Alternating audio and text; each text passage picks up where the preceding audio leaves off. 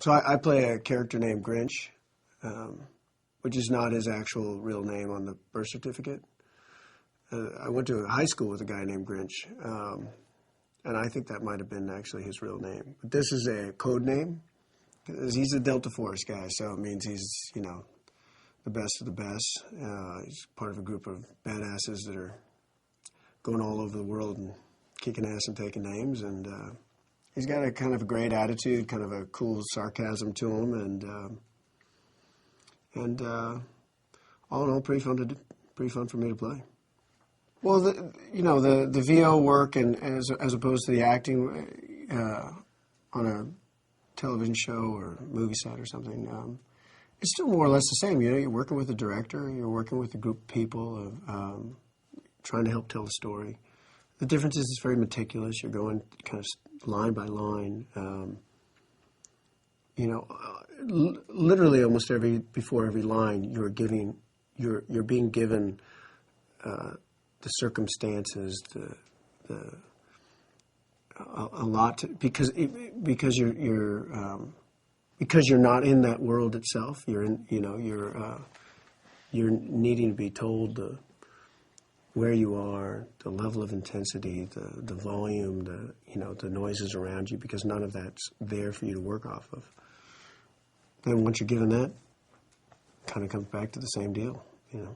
The cool thing about when I first came in here, when talking to the guys about the world they were trying to create, was the truthfulness of the world, which was kind of great to see.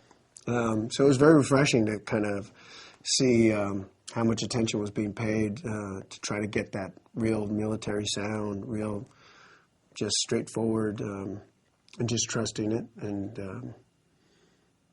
I mean, I think the people who put these games together are so aware that the game itself is so visually stunning and intense and dramatic that they don't need to put so much on the performances. That was kind of cool. I am not that familiar with video games. I don't play a lot of video games. It's good news, bad news, really. Because when I do play them, it's not just where did the time go. It's what day is it? You know, it's they're so engrossing. Well, I mean, the first thing that's sort of immediately impressive is the guys kind of show me the things I'm involved in. It's visually stunning and so engrossing. You know, the way you're kind of put in this position of going through it first person, and the underwater. These images I saw of these, these guys underwater going through the Holland Tunnel? I don't know what you guys are, I mean, it was unbelievable. It's kind of fun being part of a video game.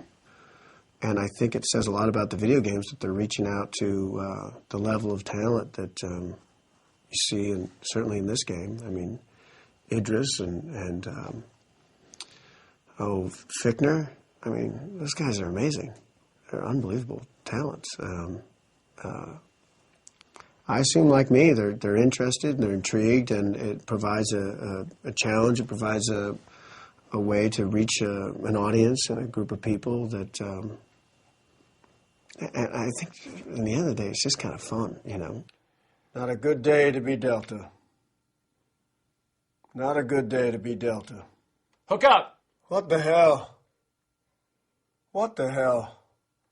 Maybe an even darker one. What the hell? Nice. Cool. I don't see anything moving down there. Hostiles on the roof! Good, maybe just tie one together. Hostiles on the roof! Awesome. Raj! All right, Claire, move! Moving! That's awesome. Contact, second floor! Yes. Berlin's getting ripped apart down there.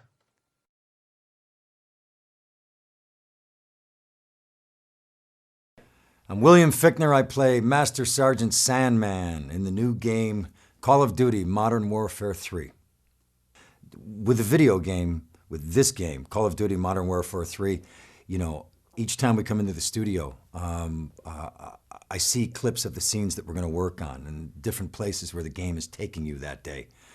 I would put Call of Duty Modern Warfare 3 at at a different place because I think the story is more grounded than other things I've worked on. I feel like it's the characters, or some of the characters were in previous games. They have a history. As soon as you start adding levels of history, then you're creating your own world, and it really has its own world. But I'll tell you, before I started shooting this 2 weeks ago, before we started recording, I had lunch with a good friend of mine, a big auto race buddy of mine. We go to see a lot of races together, and he said, "So where are you going?" I said, I got to take off. I'm going to, do the voice on this game. He said, "What's the game?" I told him, I said, "Call of Duty, Modern Warfare 3. And I said, "Do you know it?" And he goes, "Do I know it?" "Yeah." And he started naming characters and was completely familiar with the first two. I mean, really deeply. And said he couldn't wait for this one.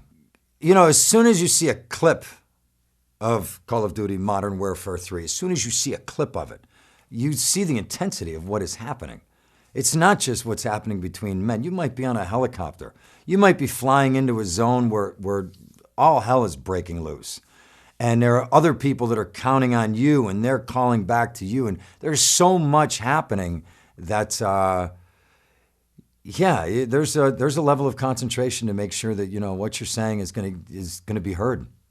And that sometimes requires a solid voice that can really cut through it all. Well, the story really comes out of so much of what happened before this, in the game before, in the Call of Duty Modern Warfare 2. So much happens in that game that really is the beginning of what is happening in this game. I'm much more concerned about what's happening in the moments and how do we make the moments true, because the folks that are putting this game together do this better than anybody. And, that's why Call of Duty Modern Warfare 3 is going to really, be unbelievable. Our good man Keith will be in that booth and he'll say to me, "You're running right now. You just stopped. You're out of breath. You got to take a moment. You got to settle down." It's things like that the physicality, it's little things like that make all the difference in the world. I mean, just imagine a guy running in a scene and the voice coming out and he's not running. I mean, you hear that. But if he's running and all of a sudden his breath goes, "Come on, we got to go." I mean, taking one breath like that, like that's the moment. That's, all of a sudden you're not in a game. You're somebody's really running. You're hearing it. You're experiencing that. And we try to get that as much as throughout every moment of the game. It seemed like it was the same for so many years, decades, certainly when I began working in film. And it's different now in the last 10 years. Video games are part of our landscape. It's part of, how we work as artists and that. This in particular, like I say, has been it's been a great experience and something that I've really, really enjoyed working on. And, I love it. Call of Duty Modern Warfare 3. If it's that one, yeah, I'm in. Currently en route to objective ice pick. You got something higher priority? Roger, Overlord. We'll get it done. Granite team is going after the daughter. We're going to watch their backs.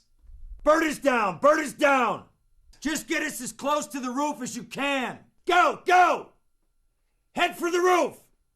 We need to get to the roof. Come on. Overlord, we have Russian tanks firing on Granite's position. Requesting fire mission. Route to objective ice pick. You got something higher priority?